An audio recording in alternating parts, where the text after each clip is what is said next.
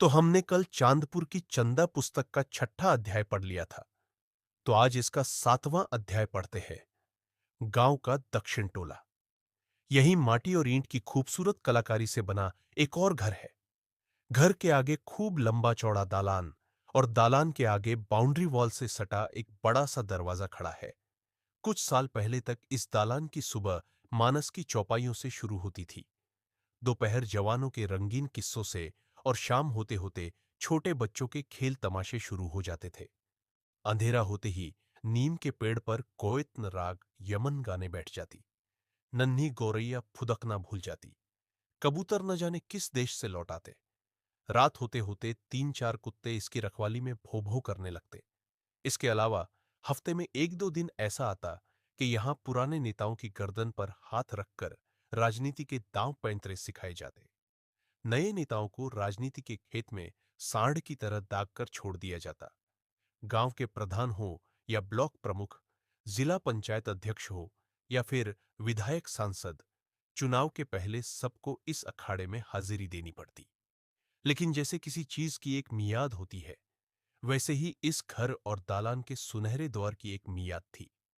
कहते हैं इस घर के मालिक जंग बहादुर सिंह के तीन लड़के इंजीनियर हो गए। गांव जवार में हल्ला हो गया, मास्टर साहब का तो भाग जाग गया रे। देखते ही देखते लोग अपनी बेटी ब्याहने के लिए इस दालान में दौड़ने लगे। तीनों की शादी खूब दहेज लेकर धूमधाम से की गई। तीनों के बाल बच्चे शहर में ही पढ़ने लिखने लगे और धीरे धीरे तीनों ने चांदपुर आना जाना बंद कर दिया। बेटी तो थी नहीं। अपनी पत्नी लीलावती के साथ चांदपुर में रह गए जंग बहादुर सिंह का शरीर रोगों से घिरने लगा। चश्मे के नंबर और दवाइयों के डिब्बे बढ़ने लगे। तभी हुआ एक बवाल। जमीन के एक टुकड़े पर कुछ देर पट्टीदारों की नजर टेढ़ी हो गई। जंग बहादुर सिंह को अकेला और बीमार समझकर पुराना हिसाब निपटाने का अवसर मिल गया। देखते ही देखते खेत के एक हिस्से पर पट्टीदारों ने अवैध कब्जा कर लिया। मामला थाना, कोर्ट कचहरी, लखनऊ होते हुए हाई कोर्ट तक पहुंच गया। लेकिन इस दालान के आशीर्वाद से नेता बने कुछ लोगों ने न इसकी सुध ली, न ही जंग बहादुर सिंह का हालचाल लिया। जंग बहादुर सिंह शरीर के रोग और देयात पट्टीदार दोनों से अकेले मुकदमा लड़ते रहे। 5 साल के मुकदमे में जमीन तो किसी के नाम नहीं हो सकी, लेकिन कोर्ट कचहरी में चक्कर काटने के कारण जंग बहादुर सिंह का गांव में एक नया नामकरण हो गया। मोकदिमा बाबा उर्फ झांझा बाबा। आज वो इसी नाम से गांव में जाने जाते हैं। 6 फीट की ऊंचाई, खद्दर का कुर्ता और सदरी पहनकर पान खाने वाले 74 साल के बाबा की इज्जत कुछ ऐसी है कि रास्ते में खड़े लौंडे लफाड़े उनको देखते ही सावधान की मुद्रा में हो जाते हैं। बड़े बड़े लोग पान की दुकानों से हट जाते हैं। लड़कियां दुपट्टा ठीक करके मुंह बंद कर लेती है। औरतें पल्लू सीधा करके प्रणाम बाबूजी कहती है। लेकिन अपने घर में पूछिए मत। बड़े बेटे ने दिल्ली में घर बनवा लिया है। छोटे बेटे ने बेंगलुरु में और मझिला बेटा मुंबई में घर लेने की तैयारी कर रहा है। पिछले साल गर्मी की बात है। बाबा अपने दिल्ली वाले लड़के के घर गए थे। साथ में पत्नी लीलावती भी थी। एक रात बाबा की तबीयत खराब हो गई तो बड़े बेटे सुधीर ने उनको समझाया, पापा, अब अम्मा के साथ यहीं रह जाइए।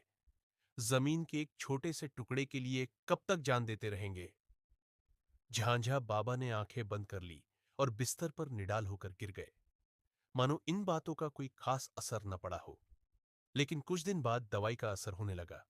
बाबा की तंदुरुस्ती लौटने लगी। चलने फिरने बोलने बतियाने लायक जैसे ही हुए कि वातानुकूलित कमरे उनको काटने लगे। 2-3 कमरों में सिमट चुका जीवन उनको ही धिक्कारने लगा। रात को बाबा ने एक भयावह सपना देखा। देखा कि कुछ लोग उनके घर को तोड़ रहे हैं, कुछ लोग दालान को। तभी जोर की तूफानी बारिश आ गई है। बारिश में घर की दीवारें गिरने लगी है। सुबह होते ही कुछ लोग चौखट में लगी 100 साल पुरानी लकड़ी के लिए मारामारी कर रहे हैं, तो कुछ लोग नीम के पेड़ को काट रहे हैं। नीम के पेड़ पर बैठी कोयल रो रही है। उसके आंसू पोंछने के लिए न गौरैया बची है, न ही कबूतर। मानस की पोथी और तुलसी जी की माला को कुत्तों ने नोचना शुरू कर दिया है। बाबा की झट से नींद खुल गई और ऐसी खुली कि 4 दिन नींद नहीं आई। आखिरकार वो एक दिन आ गया जब बहू बेटे के ऑफिस जाने से पहले ही बाबा ने कहा, मर जाएंगे लेकिन अपने पुरखों की माटी, अपनी जड़ को नहीं छोड़ेंगे। हमारा टिकट कटा दो, हम चांदपुर जाएंगे। हुई आफत। बहू नाराज होकर ऑफिस चली गई।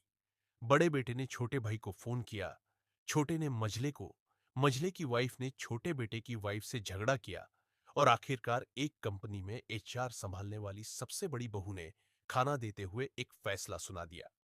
का करेंगे पुरखों की माटी लेकर? वही ना एक पुराना घर, एक आम का बगीचा, 4 बीघा खेत जो हर साल बाढ़ में डूब जाता है। हम तो कब से कह रहे बेच दीजिए। हम लोग नौकरी करें कि जमीन का मुकदमा लड़े कि आपकी दवाई करवाए? बाबा चुप रह गए। क्या बोलते? बड़े बेटे ने सांझ को खाने की मेज पर एक बार फिर कहा, देखिए पापा, अब गांव जाएंगे तो हम लोग मेंटली डिस्टर्ब रहेंगे। वहां आप बीमार पड़ेंगे। कौन यहां से देखने जाएगा? इतनी फुर्सत नहीं हमें। यहां आराम से रहिए, हमें भी रहने दीजिए। बाबा उस रात न कुछ बोल सके, न खा सके, न सो सके।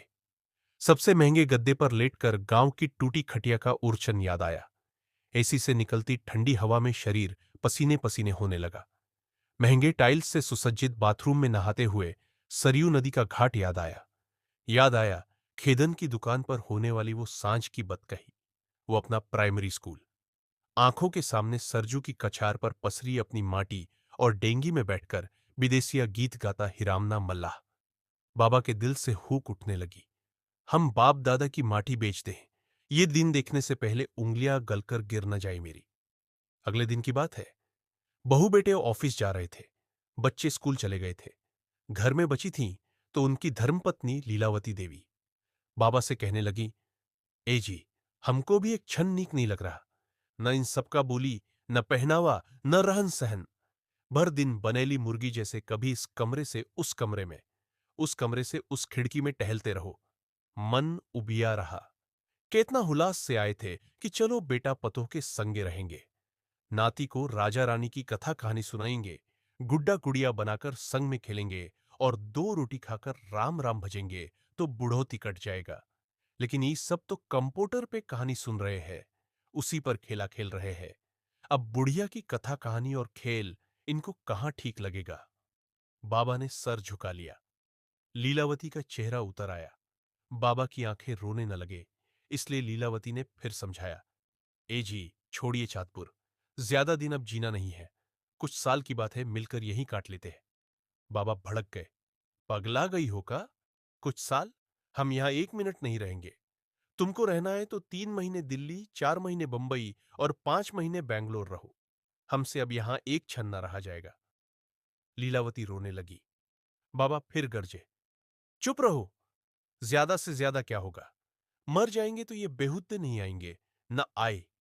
मरने के बाद कौन देखने आता है कि कौन कौन आ रहा है, कौन कौन जा रहा है? लेकिन इनके और तुम्हारे कहने से हम अपने पुरखों की माटी नहीं बेचेंगे। लीलावती खामोश हो गई। आंखों से निकलते आंसू तेज हो गए। लेकिन बाबा तो धुन के पक्के। अगले दिन झोला उठाया और स्वतंत्रता सेनानी की जनरल बोगी में बैठकर चांदपुर आ गए। तीनों बेटे इस पागलपन पर हैरान रह गए। लीलावती के रोने का ठिकाना न रहा। इधर किटी पार्टी में गई बड़ी बहू को कॉलोनी की भाभियों ने लिपस्टिक ठीक करते हुए सांत्वना दिया, लीव इट यार, लेट्स एंजॉय। यू नो, मैं तो पीकू के डैडी से कहती हूं कि यार, तुम अपने पेरेंट्स का ध्यान रखो। ये सो कॉल्ड ब्लडी संस्कार हमसे न झेला जाएगा। दिन भर बच्चों को देखो, रात को तुमको झेलो और फिर ऊपर से दिन भर तुम्हारे पेरेंट्स को दवाई दो। और ये पेरेंट्स लोग, उफ, ये लोग चलते फिरते सीसीटीवी कैमरे हैं यार। पर्सनल स्पेस की वॉट लगा देते हैं। Fuck it.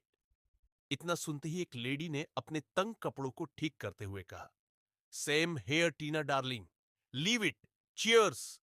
फिर शीशे की महंगी गिलासों में बर्फ छलकने लगे और इधर झांझा बाबा के टूटे चश्मे में पानी।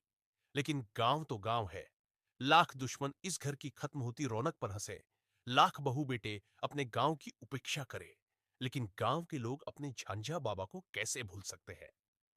चाँदपुर चट्टी पर कदम रखते ही हुआ हल्ला, बाबा आ गए रे, बाबा आ गए। देखते ही देखते सूना पड़ा दालान फिर गुलजार हो गया। नीम के सूने पेड़ पर रौनक उतर आई।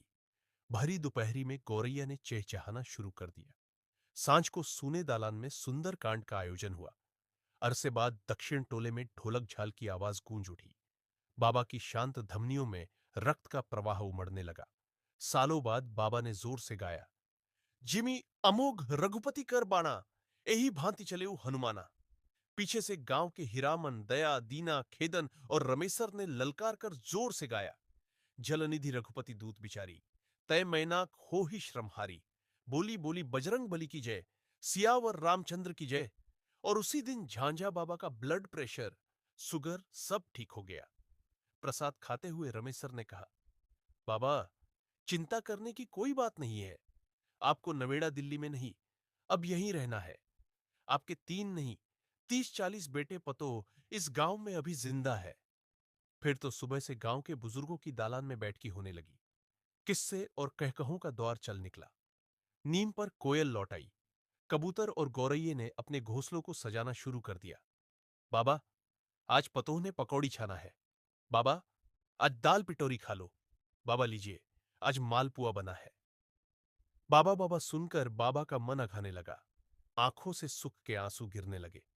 मन सोचने पर विवश हो गया कि ये स्नेह, ये लगाव, ये आत्मीयता और भाव हाड़ मांस की फैक्ट्री बन रहे शहर में संभव था क्या? कभी नहीं। लेकिन गांव में सब लोग एक जैसे तो नहीं है ना?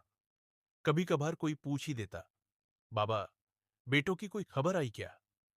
बाबा चश्मा पोंछकर कहते, छोड़ो भाई, अच्छा होता कि एक बेटी होती। कम से कम बुढ़ौती में अपने बाप का चौखट तो घूम जाती। बस इसी एक बेटी की कसक ने आज चांदपुर की हर बेटी को बाबा की बेटी बना दिया है। किसी जाति की लड़की की शादी हो, पेंशन आए या नहीं आए, कोई चिंता नहीं। कोई बस कह दे कि बाबा, आज वर देखने जाना है, तो बाबा हाजिर। चलो चलो।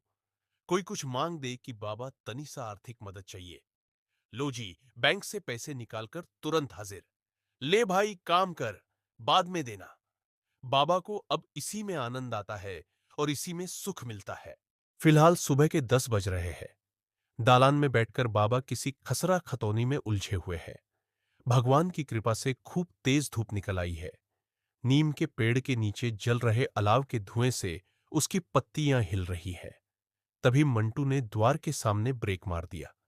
बाइक झटके लेकर थोड़ा सा फिसलते हुए रुक गई। रमेसर भड़क गए, रे बेहुद्दा, देखा ही नहीं देता? 4 थप्पड़ देंगे, 1 मिनट में सारा सिनेमा का नशा उतर जाएगा। बाबा दालान में बैठकर हंसने लगे, आओ रमेसर आओ, छोड़ो भाई, मंटू अब बछरू है अभी, लेकिन ये मोटरसाइकिल कहां से उठा लाए? रमेसर ने सामान्य होते हुए कहा, हे बाबा, चलना है दूर तो सोचे कि कौन बार बार जीप या बस बदलेगा। आपको भी दिक्कत होगी, इसलिए एक दिन के लिए गाड़ी की व्यवस्था कर लिए। बाबा मुस्कुरा उठे, अरे पागल, बस जीप का दिक्कत देखा जाएगा तो किसी की बेटी का ब्याह तय होगा? बुड़बक कहीं का। रमेसर मुस्कुराने लगे। मंटू सावधान की मुद्रा में जम्हाई लेते हुए बुदबुदाने लगा, हे भगवान, आज इन 2 महापुरुषों को झेलने की ताकत देना। इधर बहुत देर तक सोचने के बाद बाबा बोले, ए रमेसर, का बाबा, देखो, सिकंदरपुर में एक लड़का है, बीएड करके कोचिंग पढ़ाता है, घर का अकेला है, 1-1.5 बीघा खेत है, गांव समाज में इज्जत है। क्या पता राम जी की दया हो, गुड़िया के भाग्य से नौकरी लग जाए। रमेसर पशुपेश में पड़ते हुए ठहर कर बोले, बाबा, बात तो आपकी ठीक है, लेकिन आज जहां चलना है वहां मामला सेठ है। लड़का बलिया विकास भवन के समाज कल्याण विभाग में चपरासी है, सरकारी नौकरी है, ऊपर से गांव भर में हल्ला है कि तनख्वाह से ज्यादा तो ऊपरवार कमाता है। इतना सुनकर बाबा बेचैन हो गए। पागल हो गए हो क्या? चपरासी से गुड़िया की शादी होगी? हम जो कह रहे हैं सुनो। सिकंदरपुर वाले लड़के की समाज में प्रतिष्ठा है। उसका बाप सुखदेव चौधरी मेरे ही साथ रेवती में मास्टर था। इज्जतदार आदमी है, गुड़िया की इज्जत करेगा। रमेसर नहीं माने और बाबा के सामने याचना की मुद्रा धारण कर ली। बाबा, आजकल एमएओ में ईएड बीएड का भरोसा नहीं है।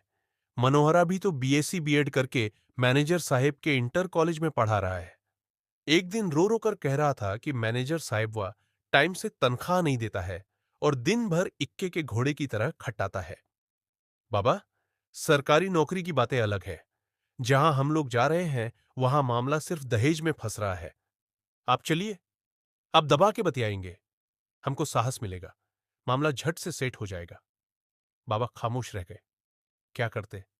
सामने बेटी के सुखी जीवन की कल्पना में बैठे बाप के माथे पर बैठी चिंता की रेखाओं ने उन्हें सहज बना दिया। चौकी से खड़े होकर बोले, ठीक है, जब नहीं मानोगे तो चलो। रे मंटुआ, कोठारी में से कुर्ता, धोती, सदरी, साल, चश्मा निकालो। बाबा तैयार हो गए। 3 बेटों के कारण कभी दामाद खोजने की नौबत तो नहीं आई, लेकिन रमेसर की गुड़िया उनकी अपनी बेटी से कम थी क्या? बिल्कुल नहीं। घर से निकलते ही गांव के लोग पूछने लगे, कहाँ की तैयारी है रमेसर? बाबा को लेकर कचहरी चल दिए क्या? बाबा ने रमेसर से कान में कहा, किसी से कुछ मत बताना। आजकल गांव में बहुत ब्याह कटवा घूम रहे हैं। खेदन की छोटकी बेटी का ब्याह नकुलवा इसलिए कटवा दिया कि उसकी बड़की बेटी की शादी कहीं तय नहीं हो रही थी।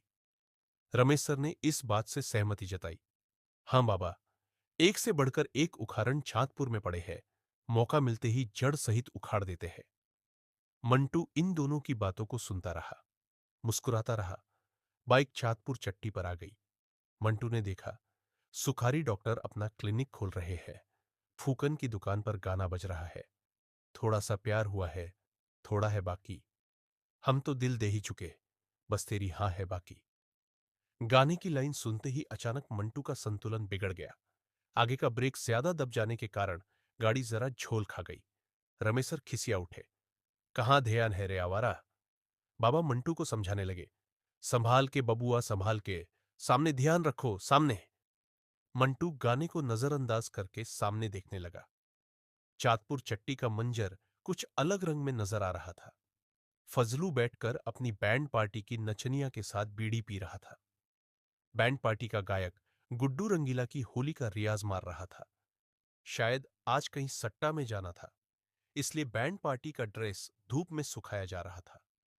युवा नेता डब्ल्यूजी पान की दुकान पर आने वाले बोर्ड परीक्षा के साथ ग्राम प्रधानी इलेक्शन की चर्चा कर रहे थे। 2 आदमी और 2 कुत्ते खेदन की चाय की दुकान में बैठे थे और कवि अलगू आतिश उर्फ लुकारी उर्फ चिंगारी जी का एकल काव्य पाठ जारी था। बाबा ने कहा, मंटुआ, गाड़ी रोको और बजरंगी की दुकान से एक पान लाओ। आज गुड़िया की शादी तय होगी। शुभ घड़ी है, पान खाकर ही कहीं निकलना चाहिए। मंटू बाइक खड़ा करके पान की दुकान की तरफ दौड़ा। रमेश सर पैसा निकालने लगे। जो रे, बाबा के लिए पान ले आ। बाबा इस बात से नाराज हो गए। पगला गएगा, अब तुम पान का पैसा दोगे जंग बहादुर सिंह को? बुर्बक, गुड़िया हमारी बेटी नहीं है क्या? रमेश सर मुस्कुरा कर रह गए, मानो ये आश्वस्ति न हो, कोई संजीवनी हो जो मुरझाए मन को जिंदा कर रही हो। मंटू दौड़ा दौड़ा पान लेने चला गया। तभी बाबा ने रमेश सर के कान में कहा, ए रमेश सर। बाबा, हम सुखरिया डॉक्टर की गांव में बड़ी शिकायत सुन रहे हैं। का तो ई नन्हकुआ बो से फंस गया है। सही बात है क्या? रमेश सर पास खड़े एक कुत्ते को पैर से खदेड़ते हुए बोले, बाबा, घोर भटजुग चल रहा है। नन्हकुआ जब से फरीदाबाद नौकरी करने गया है, तब से नन्हकुआ बो प्रधानी चुनाव की तैयारी में लगी है। तभी से ही धुआं उठा है। बिना आग के धुआं तो उठता नहीं है। बाबा बोले, जो भी हो, लेकिन सुखरिया का रहन पहले से भी ठीक नहीं था। ये तो जवार जानता है कि लंगोट का डीला आदमी है। पहले भी जहां क्लिनिक खोला था, वहां एक सेठ की छिनार पतोह का बेलाउज खोलते हुए पकड़ा गया था। बड़ी मार मारे थे सब। रमेशर ने सहमति जताई। बाबा, बात तो सही है। नन्हा कुआ वो भी कम रंगीली थोड़े है। बिना लिपस्टिक लगाए तो गोबर भी नहीं पाती है। इसी कानाफूसी के बीच मंटू पान लेकर आ गया। बाबा, पान लीजिए। बाबा ने पान रमेशर की तरफ बढ़ाया। बाइक स्टार्ट हो गई और तीनों चल दिए। थोड़ी दूर जाकर बाबा ने कहा, ए रमेशर, लड़के का बाप क्या करता है? रमेशर बोले, पहले एक भट्ठा की मुनीमी करता था, फिर एक तहसीलदार की गाय चराया, फिर 3-5 करके लड़के की नौकरी लगवा दिया। अब छोटका लड़के को इंजीनियर बनाने के लिए दिल्ली भेज दिया है। बेटी भी है। एक बेटी है। तभी तो सोच रहा है कि बेटे का ज्यादा से ज्यादा दहेज लेकर बेटी को दे दे। जमाना बड़ा होशियार है बाबा। बाबा बोले, धीरे चलाओ मंटू, धीरे। दिमाग कहां तेरा? सड़क के दोनों तरफ सरसों के हिलते पीले फूलों में खोया मंटू इस डांट के बाद सावधान हो गया। आखिर कैसे कह दे कि दिमाग कहाँ है? कैसे कह दे कि पिंकी ने पहले दिल चुराया था, लेकिन रात को बचा खुचा होश हवास भी चुरा लिया है? तभी अचानक रमेश ने मंटू का कंधा दबा दिया। रोक रोक! मंटू ने गियर बदलकर गाड़ी धीमे कर दी। लड़के वालों का गांव आ गया। मंटू ने देखा, गांव के बाहर 3 कमरे का एक निर्माणाधीन मकान है, जिसके आगे बालू, छड़, सीमेंट और ईंट अस्त व्यस्त हालात में बिखरे पड़े हैं। मकान के आगे एक भैंस पूंछ हिला रही है। भैंस की पीठ पर मक्खियां भिन भिना रही है। एक बुजुर्ग लाठी लेकर टूटी हुई पलानी के सामने खटिया पर बैठे हैं। खटिया पर एक कटोरी में चूड़ा और गुड़ रखा है। पास में ही कफ सिरप की बोतल है। कुत्ते का एक पिल्ला गुड़ की तरफ ललचाई आंखों से देखते हुए खटिया पर बैठे बुजुर्ग के टूटे चप्पल को कुतर रहा है। तभी रमेसर ने मंटू से कहा, बस बस यहीं रोक दे। आइए बाबा, आइए, यही वो घर है।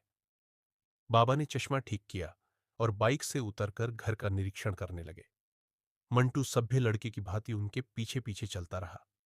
इधर आगे आगे चल रहे रमेसर ने ऊंची आवाज में पूछा, पाए लागी बाबा, दीनानाथ जी हैं क्या? हम लोग चांदपुर से आए हैं। बुजुर्ग के कानों तक आवाज जाती, इसके पहले ही एक व्यक्ति फटी हुई गंजी और लुंगी पहनकर घर से बाहर निकल आया। कुर्सी ले आओ रे परदुमना। आइए आइए रमेसर जी, सुबह से आपका ही तो इंतजार कर रहे थे। कुर्सी आ गई। लकड़ी की टूटी कुर्सी में उलझी धोती को ठीक करते हुए बाबा बैठ गए। ठीक सामने एक टूटी खटिया पर रमेसर और मंटू को भी जगह दी गई। दीनानाथ जी, इनसे मिलिए। ये हमारे गांव के जंग बहादुर सिंह जी हैं। लोग इनको झांझा बाबा कहते हैं। आप प्राइमरी स्कूल में हेडमास्टर थे। 3 लड़के हैं और तीनों दिल्ली, बम्बे, बंगलोर में इंजीनियर है। मेरे अपने बाबा जब जिंदा थे, तब से इनके परिवार का सहयोग हम सबको मिलता रहता है। दीनानाथ जी ने बाबा के सामने हाथ जोड़कर कहा, प्रणाम बाबा।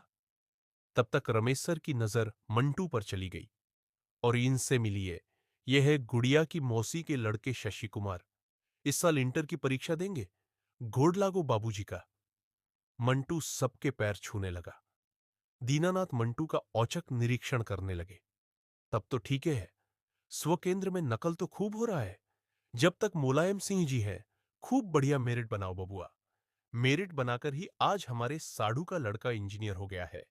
उसके ब्याह के लिए 8 लाख दहेज, 4 चाका गाड़ी लेकर लोग उसके दरवाजे पर खड़े हैं, लेकिन हमारे साढ़ू 12 लाख से 12 पैसा नीचे लेने को तैयार नहीं है। रमेसर ने चेहरे पर बनावटी मुस्कान लाकर कहा, है, अब इससे कम क्या चाहिए? आजकल 1 लाख और एक गाड़ी तो सफाई कर्मी मांग रहे हैं। मिलिट्री पुलिस वाले 5 लाख। मास्टर साहब हो गए तो 10 लाख, और डॉक्टर, ऑफिसर की तो बातें छोड़िए। दीनानाथ ने प्रतिवाद किया, लेकिन भाई साहब, इंजीनियरिंग की पढ़ाई में बड़ा खर्चा है। कम से कम 10-12 लाख न मिले तो क्या फायदा ब्याह करने से? झांझा बाबा को इंजीनियर और दहेज के फायदे की सुनने में जरा भी दिलचस्पी नहीं हो रही थी। थोड़ी देर रुककर पूछे, ये भैंस कहां से खरीदे हैं दीनानाथ जी? जी कार्तिक में ददरी मेला से। जब बाबूजी ठीक ठाक थे तो 5-6 भैंस रखते थे, लेकिन हम अकेले हैं, क्या करें? एक यही है बस। बाबा बड़े गौर से भैंस को देखने के बाद बोले, खूब नीमन बाट है, गर्दन पर भी जम रही है। जी बाबा, 4 किलो सांझ सवेरे दूध देती है। इसी बीच 2-3 लोग कहीं और से आ गए। दीनानाथ जी खड़े हुए और सबसे परिचय कराने लगे। रमेसर जी, ये हमारे चचा के लड़के हैं, मोहन चौधरी। हावड़ा में कपड़े की दुकान है। 2 गो ट्रक चल रहा है। इनका भी एक बेटा इंजीनियरिंग पढ़ रहा है। पैलगी हुआ।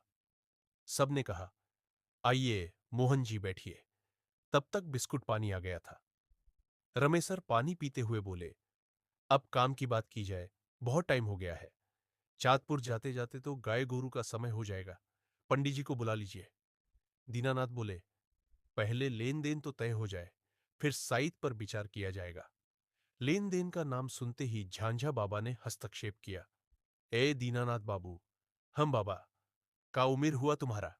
जी बाबा, 52 साल। तो सुनो, हमसे 20-22 साल छोटे हो।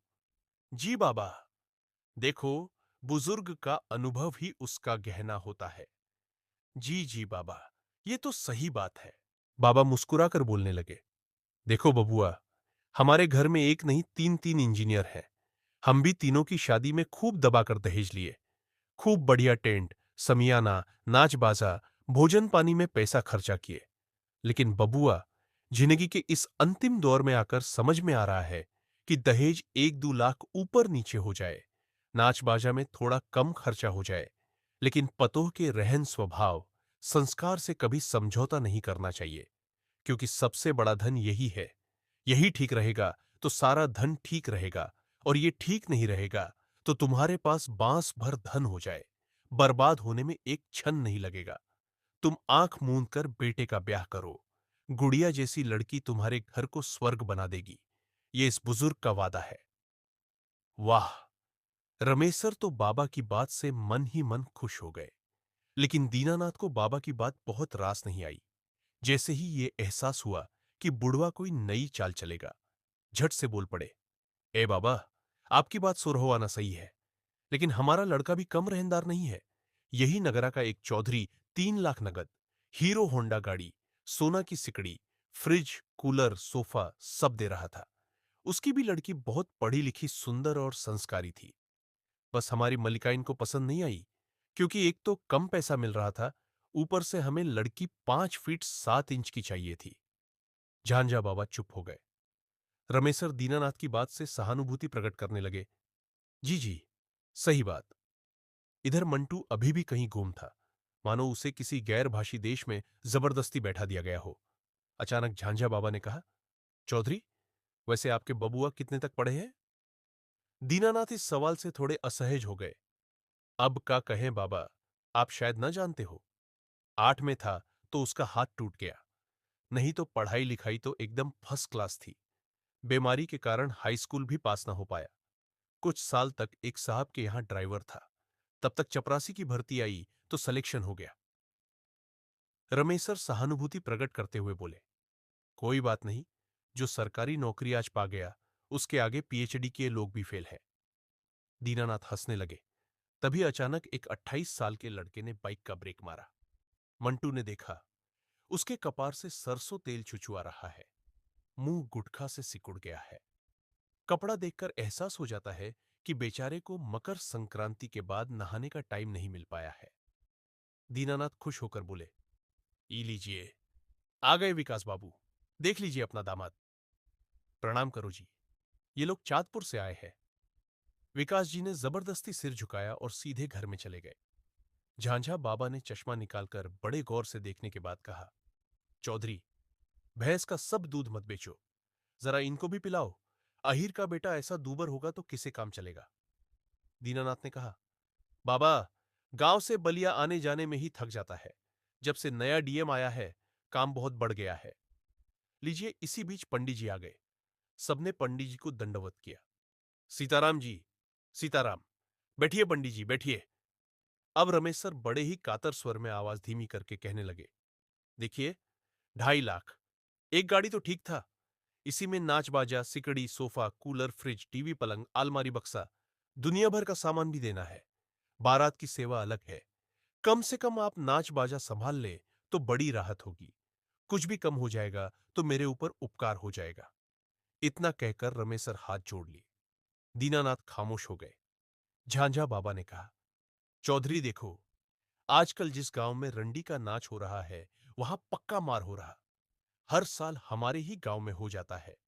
अब ये बताओ कि रमेशर बेटी का ब्याह करेंगे कि जाकर नाच बाजा में मारपीट संभालेंगे। अरे, टीवी सनीमा कर दो। रंडी पतुरिया को बुलाकर आजकल गांव में नचवाना खतरे से खाली नहीं है। दीनानाथ बोले, बाबा, हमरे ब्याह में 300 में घोड़ों का नाच हुआ था। तब से हमारा बड़ा सुख है कि बेटे के ब्याह में जिला का सबसे बढ़िया बैंड पार्टी और नाच करेंगे। झांझा बाबा इस तर्क सहमत न हुए। सुनो दीनानाथ और रमेशर, न तुम्हारा न इसका, बीच का रास्ता निकालो। 2.25 लाख फाइनल। नाच का बोझ मत डालो। चांदपुर में इतना लोंडे लफाड़ी है कि फजलुआ का नचनिया हर साल भग जाता है, तो रंडी की नाच कौन संभालेगा। बवाल होगा तो भुगतना तुम दोनों को पड़ेगा। बड़ बुजुर्ग की बात भी माननी चाहिए। इतना सुनते ही रमेशर ने अपनी पगड़ी को दीनानाथ के पैर पर रख दिया। बाबा की बात मान लिया जाए दीनानाथ जी। मेरी बेटी अब आपकी बेटी है। दीनानाथ खामोश हो गए और रमेसर खुश, मानो बाबा को लाना सफल हो गया हो। पंडित जी ने दोनों समधियों का चेहरा पढ़कर पत्रा खोल लिया। ओम श्री गणेशाय नमः। शुभ विवाह। दिन 29 अप्रैल 2006 का उत्तम है। पंडित जी को दक्षिणा और भोजन कराकर विदा किया गया। रमेसर, मंटू और झांझा बाबा भी खुश होकर भोजन करने लगे। लेकिन इसी बीच घर के भीतर से एक दो औरतों की तेज तेज आवाज आने लगी। घर में तूफान जैसा चलने लगा। झांझा बाबा ने खाते हुए धीरे से कहा, तुम्हारी समधिन तो तेज है रे बबुआ रमेसर, और दामाद भी कम नहीं है। रमेसर पानी पीकर चुप हो गए। भोजन के बाद दीनानाथ घर से निकल आए और बड़े ही कातर स्वर में कहा, देखिए रमेसर जी, हमारी मालकिन मान नहीं रही है। पैसा बहुत कम हो गया है। नाच भी आपको करना पड़ेगा। 2.5 लाख से कम मत करवाइए, नहीं तो हमारा जीना मुहाल हो जाएगा। रमेसर दांत चियारकर दीनहीन की तरह हाथ जोड़े खड़े रहे। ठीक है, अब तो दिन तय हो गया है। अब तो आपकी खुशी में हमारी खुशी है। दोनों समधी विदा हुए। चला चली का समय आ गया। दंड प्रणाम हुआ। झांझा बाबा को धोती से और मंटू को 51 रुपये से विदाई हुई। मंटू ने बाइक चालू करके राहत की 4-5 सांस ली। बाइक चलने लगी। इधर सड़क पर सांझ हो आई थी। सड़क के दोनों तरफ से धुआं उठ रहा था। रास्ते में कुछ दूर आने पर बाबा ने कहा, ए रमेसर। बाबा। ये दीनानाथ चौधरी तो मेहरारू के कंधे पे बंदूक रखकर फायर कर दिया रे। रमेसर हारे हुए जुआड़ी की तरह हंसने लगे। ए बाबा, खेल खत्म हो गया तो ज्यादा क्या सोचना। चलिए, जो होगा देखा जाएगा। अब 29 अप्रैल का चिंता किया जाए। मंटू के दिल में 29 अप्रैल मचलने लगा। देखते देखते चांदपुर चट्टी करीब आ गई। मंटू ने देखा, सुखारी डॉक्टर की दुकान पर बुखार के मरीज और फूंकन की दुकान पर कुछ दिल के मरीज जमा हो चुके थे। उसने गियर बदलकर 2 नंबर लगा दिया। फूंकन की दुकान पर गाना बज रहा था, सांसों की जरूरत है, जैसे जिंदगी के लिए बस एक सनम चाहिए, आशिकी के लिए। तो ये था इस पुस्तक का 7वां अध्याय।